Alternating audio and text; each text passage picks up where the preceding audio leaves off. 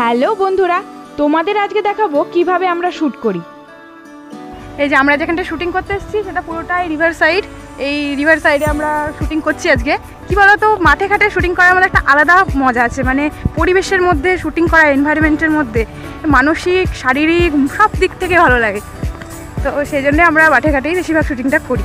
আর আমার বাড়ি গ্রামে, কোনো প্রবলেমও হয় না। সেজন্য এই টাইমে মাঠে সবাই কাজ করে, আর তার মাঝখানে এরকম রিলস বানানো না খুব একটা এম্বারেস লাগে, তবুও কিছু করার থাকে না। আমরা এখন যাচ্ছি গ্যামা ঘাসের জায়গায়, মানে গ্যামা ঘাসের সঙ্গে আমার শাড়ি যেটা আজকে পরেছি সেটা অসাধারণ লাগবে শুটিং করলে যখন এডিটিং হয়ে আসবে। তো সেই জন্য আজকে গ্যামা ঘাসের জায়গাতে যাচ্ছি। পুরো জমির আল ধরে ধরে আমরা যাচ্ছি। দেখো দেখো জমির আল, পুরো জমির আল ধরে ধরে যাচ্ছি। এগুলো পুরো পেঁপে গাছ, কত পেঁপে ধরেছে এখানে দেখো। আর এটা হচ্ছে আমাদের শুটিং লোকেশন।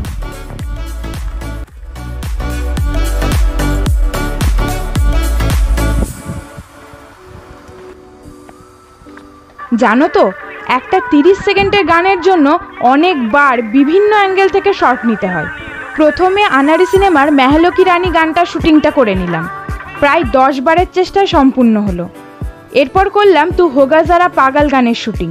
একটা লোকেশনে 2টো গান শ্যুট করা যায়, তার বেশি করলে ভালো লাগে না। বন্ধুরা, তোমরা ভাবছো 10-12 বার কেন শট নিতে হয়? একটা গানের জন্য আসলে কি বলো তো, কখনো শাড়ি সেট থাকে না হাওয়ায়, কখনো চুল সেট করতে হয়। তো হ্যালো বন্ধুরা, আমাদের এখন কমপ্লিট হয়ে গেল শুটিং এদিকে। এবার আরেকটা জায়গায় যাচ্ছি, সেখানে গিয়ে শুটিং করব। দাদা আসছি, দাদা আসছি।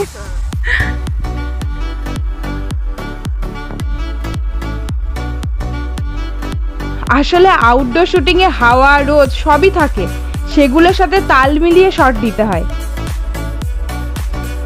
আবার হয়তো এক্সপ্রেশনটা মনের মতো হয় না, তখন আবার রিটেক নিতে হয়, এইসবই আর কি। নদীর ধারে যে পাম্পিং স্টেশনটা ছিল সেটার ওপরেই শ্যুট করে নিলাম প্যার কি কস্তি মে গানটার রিলস। দেখতেই পাচ্ছ কি অসাধারণ লোকেশন। আজকে আকাশটাও বড্ড সুন্দর ছিল। কেমন ঘুমাচ্ছে দেখো, রিল্যাক্সে ঘুমাচ্ছে। আমরা এদিকে রিলস করছি আর রিল্যাক্সে ঘুমাচ্ছে দেখো। তো এই বটগাছটার তলায় আমাদের আপাতত শুটিং কমপ্লিট হলো। এখানে একটা রিলসই আমরা করেছি, এরপর আরেকটা লোকেশনে আমি যাচ্ছি, সেখানে আরেকটা করার চেষ্টা করা হচ্ছে। দেখা যাক কি গানে করা যায় ভালো। এটা হচ্ছে সেই লোকেশান, খেজুর গাছ, গ্রাম বাংলার। আর এটা বসার জায়গা খুব সুন্দর রয়েছে। তো এখানে আরেকটা রিলস শুটিং করা হবে আমাদের। চলো তোমাদেরকে দেখাই।